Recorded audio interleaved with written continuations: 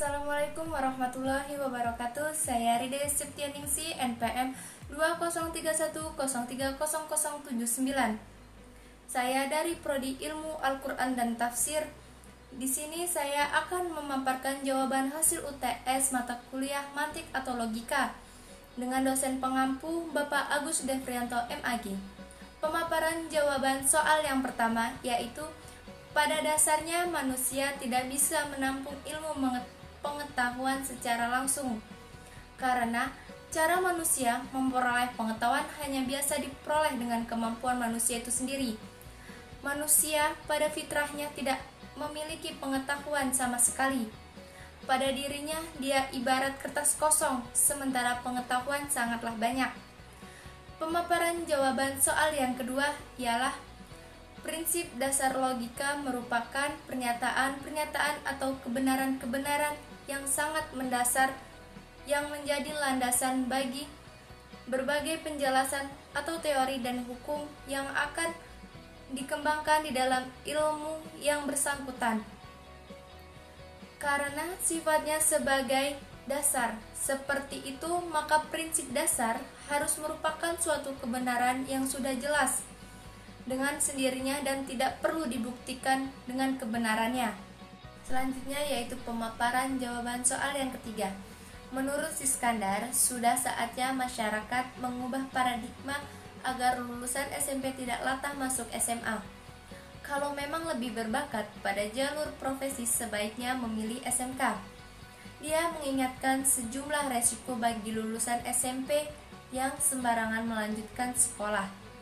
Misalnya, lulusan SMP yang tidak mempunyai potensi bakat minat jalur ke akademik sampai perguruan tinggi, tetapi memaksakan dirinya untuk masuk SMA, dia tidak akan lulus ujian akhir nasional karena sulit mengikuti pelajaran di SMA.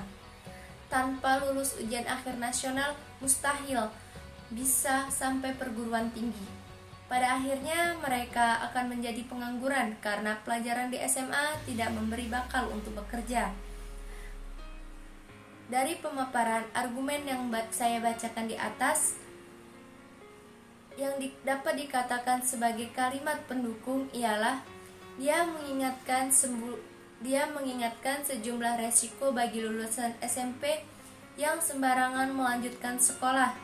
Misalnya, lulusan SMP yang tidak mempunyai potensi bakat minat ke jalur akademik sampai perguruan tinggi, tetapi memaksakan dirinya masuk SMA, dia tidak akan lulus ujian akhir nasional karena sulit mengikuti pelajaran di SMA. Tanpa lulus ujian akhir nasional, mustahil bisa sampai perguruan tinggi. Dan pada kalimat di atas yang merupakan kesimpulannya ialah pada akhirnya mereka akan menjadi pengangguran karena pelajaran di SMA tidak memberi bekal untuk bekerja. Pemaparan selanjutnya yaitu jawaban soal nomor 4. Kompetensi adalah isi atau apa yang termuat dalam suatu konsep atau term, yaitu suatu keseluruhan arti, suatu kesatuan arti-arti yang kompleks yang terdapat dalam suatu konsep. Adapun istilah lain untuk kompetensi itu sendiri ialah intensi dan konotasi. Sedangkan dalam eksistensi term sendiri ialah keseluruhan hal yang atasnya suatu ide dapat diterapkannya. Istilah lain untuk eksistensi adalah denotasi. Selanjutnya yaitu pemaparan jawaban soal yang kelima. Pembagian dan penggolongan dapat dikatakan menjadi keliru sesaat ketika pembagian dan penggolongan tidak memiliki prinsip atau asas yang jelas. Pembagian dan penggolongan tidak dilakukan sampai tuntas hingga ada komponen yang terlewatkan. Kemudian harus menggunakan dasar atau prinsip yang harus sesuai dengan tujuan yang telah dicapainya. Dan apa yang benar untuk bagian-bagian keseluruhan juga benar untuk bagian-bagiannya. Tetapi apa yang benar untuk bagian-bagian belum pasti juga benar untuk keseluruhannya.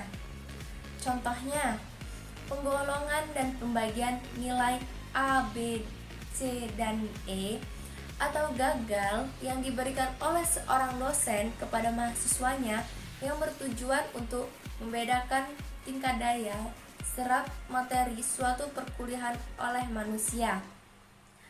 Contoh selanjutnya yaitu PNS adalah koruptor. Bagaimana dengan PNS yang tidak koruptor? Adakah PNS yang sungguh tidak koruptor? Itu saja pemaparan jawaban hasil UTS saya. Mungkin cukup sekian dari saya, kurang lebihnya saya mohon maaf. Dan saya akhiri, wassalamualaikum warahmatullahi wabarakatuh.